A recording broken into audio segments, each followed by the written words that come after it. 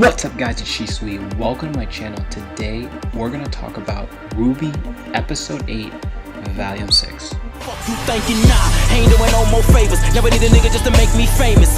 Lil nigga flow go crazy, and them other niggas can't tame it. Flame it, all of the niggas that doubt it. All y'all niggas some cowards, all y'all niggas step up and get devoured. 6 feet deep with a bouquet of flowers. Tell me what am I supposed to do? Cause respect for mine is so overdue.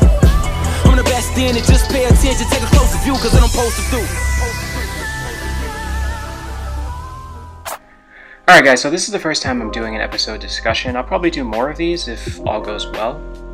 So I thought this episode was worth a conversation. A lot of characters are getting growth this season, specifically Crow, Team Rwby, even Cinder and Salem, and the return of Neo. I'm going to talk about the introduction sort of from Argus Limited episode 1 all the way up to episode 8 a bit, just to sort of get our bearings and get familiar with the stuff that's happened over the season. If you want to skip ahead to the part where I review episode 8, I will put a timestamp down below. Season 6 so far. In the opener of the season, Argus Limited episode 1, we get a voiceover from Crow as he mentions the events of what transpired and was reported at Haven Academy in Mistral to James Ironwood. As we get the continuation of the group heading to Atlas, the ambiance is painted warm-heartedly, with bright tones and radiant atmospheric environment. This is one observation to take note of because as more episodes pass, the setting becomes more dark and more bleak with bare tones and intentional stark surroundings. We get a few heartfelt goodbyes and the team is headed on their way. The train scene is another example we got in the opener that really highlights this episode as the best opener of all Rwby seasons, in my opinion. Now I gotta say, the teamwork this season has been phenomenal. Nothing short of great chemistry between them, including, or especially, Yang and Blake. Now I gotta say, a particular person of Team Rwby I'm really proud of their growth is Ruby Rose. She was my least favorite of Team Rwby after Season 3, but has quickly rose back up to the ladder. Stepping into her role as the true protagonist of this season, she is getting major developments throughout, particularly in her leadership skills and centering role of the team as well as her silver eyes. It hasn't been easy, especially dealing with the events of Osman and the reveal of the backstory with Salem. But I gotta say she's done a decent job so far. Now I gotta say, Uncovered and the Lost Fable episodes 2 and 3 serve as the best setup introductory to any Rwby season.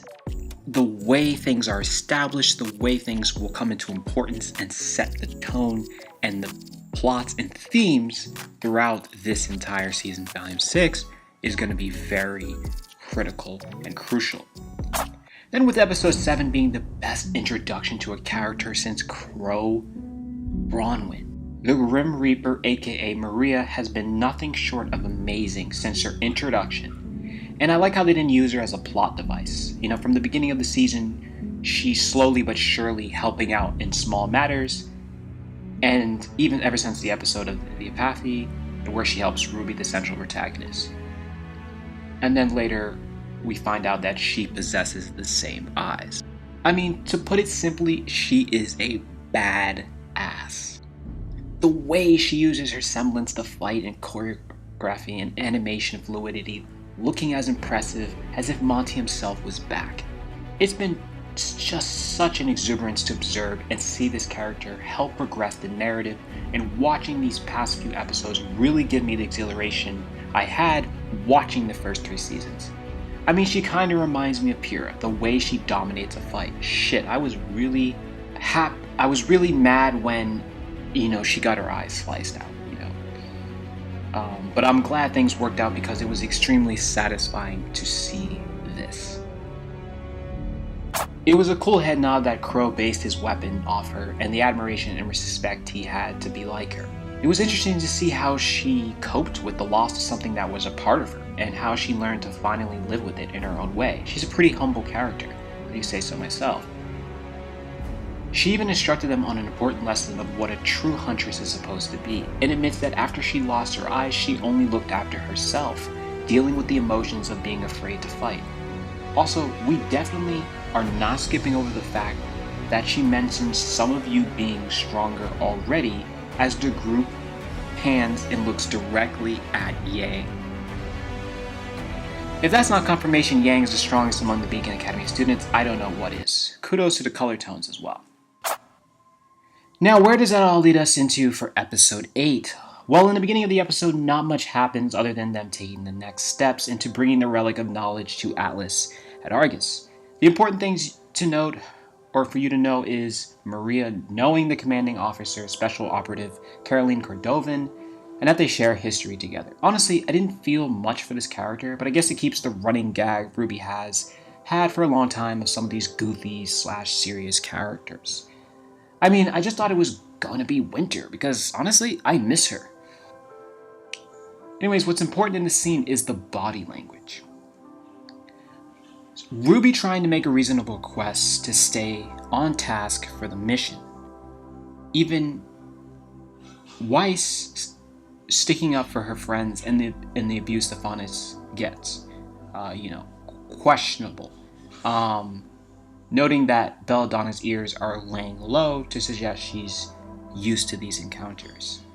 Also noting Rwby reminds Weiss from what she said during episode 1 that they wouldn't leave her side. And I absolutely love the transition from the medium close-up to the full shot. And back over the shoulder shot with Rwby reminding her that she doesn't have to use her family name and only to be mistreated by her father again, letting her know that they're putting her first and support her in whatever decision she makes. And lastly, Crow keeping the consistency since the beginning, since Osmond betrayed his trust, leaves the scene to go get drunk. Rwby, who's trying to look out for her uncle and his best interest, tries to persuade him it would be best to stay on the mission at hand and the task. Unfortunately, it doesn't work out so well. Then, things really hit the fan when Team Juniper finds out what's been looming over the tension between everyone. They finally find out they can't kill Salem and are stuck in a bind when tensions run hot because a lot of this mess was caused by Osmond withholding information. Also, I find it really odd the way Oscar looks at Rwby. Still wondering what's going on there. Then Osmond opens his big mouth and starts talking about no one is to blame, and that's the trigger point for Jean. And that leads to this.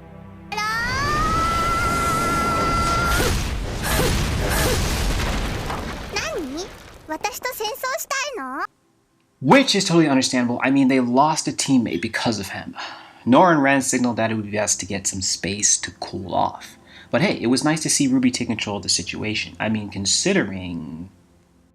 It's important to know that ever since the last episode, we've all probably concluded that Maria would be the one to teach Rwby how to use her eyes, as well as the history of where it all comes from. I mean, this episode touches on some stuff we've been trying to get to since the fall of Beacon.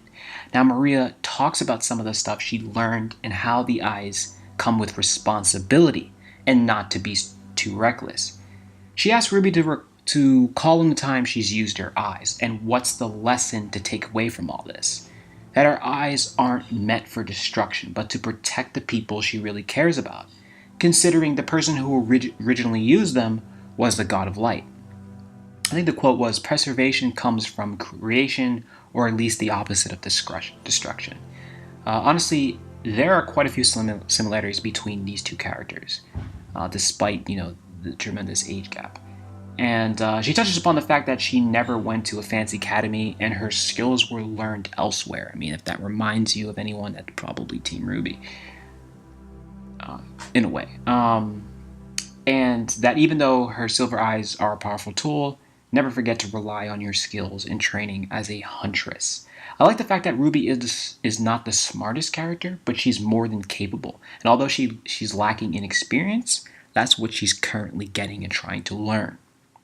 The fact that a character is able to point out and question her abilities and be unselfish and puts her team mates first really shows why she was chosen as the leader. Here comes Yang, interrupting. Shout out Gon, one of my friends who's probably watching this video. I am totally shipping them, Team Bumblebee. Anyways, in the conclusion, we find out Oscar is missing. So in conclusion, I thought that this episode 8 was the perfect time to recap some of the events that happened in, before this episode leading up to this point, considering that there is no episode next week, and the next Rwby episode 9 comes out December 29th, at the end of this year, and the title of that episode is still unclear as of this episode. Also, Season 6 will be 13 episodes, the last one being on January 26th, I believe, of next year. Alright, so what do I think of this episode? I thought I'll try to highlight some of more points to touch upon, individual aspects of characters and things like that at the end of this entire season. But I felt that, honestly, Season 6 has been a tremendous joy to watch on a week-to-week basis, and I really appreciate the step up of what they've done with animation, as well as the characters, and the focus of allowing Rwby to sort of be the center of this team, and sort of minimizing these side characters, but at the same time allowing them to support the plot points. And I thought that they did a really good job so far. I think there's really only maybe one episode where I felt things were a little off, and I think it was episode 5, Inside the House, as far as, character models dropping just a slightly bit. But for the most part, it's a tremendous joy, and definitely a stepping stone to season 4 and 5, which I felt season 4 dropped in animation. Well, we obviously know why. And as far as season 5 being story driven, but lacking sort of the fight sequences and the what this has coming from both sides. Anyways, the conclusion of this, I give this episode an 8 out of 10. And yeah. Okay guys, that's going to do it for me today. Like and subscribe, let me know your thoughts down in the comment section below, and as always, you can find me in the Discord, a link, and stay tuned for my next videos.